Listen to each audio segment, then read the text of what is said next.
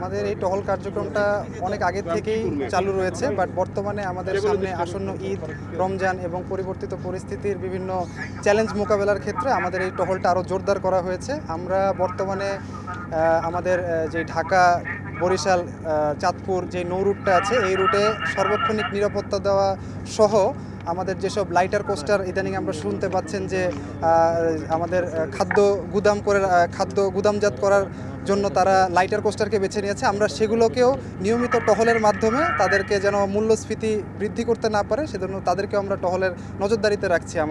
এছাড়া আমাদের রাত্রিকালীন বিশেষ টহল কার্যক্রম পরিচালিত হচ্ছে, যা আমাদের লঞ্চ এবং স্টিমার সহ অন্যান্য লাইটার কোস্টার এবং নৌযানসমূহের নিরাপত্তা নিশ্চিতে গুরুত্বপূর্ণ ভূমিকা পালন করছে। বর্তমানে আমাদের যে আপনি যেটা কথাটা বললেন, আমাদের জনবলের স্বল্পতা রয়েছে, এটা আপনারা জানেন, কিন্তু আমরা এই স্বল্প জনবলের মাধ্যমেও ইফেক্টিভভাবে যেন আমাদের ফলাফলটা মানুষের কাছে পৌঁছে দিতে পারি এবং আমাদের মাধ্যমে যেন দেশ ও মানুষ উপকৃত হয়, আমরা সে মাধ্যমেই কাজ করে যাচ্ছি। আর বর্তমানে আমরা কয়েকটি বিষয়ে বিশেষভাবে লক্ষ্য করছি, মানে টহল পরিচালনা করছি, যেমন আমাদের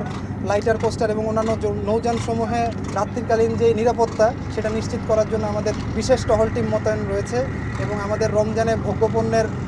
দাম যেন বৃদ্ধি করতে না পারে সেজন্য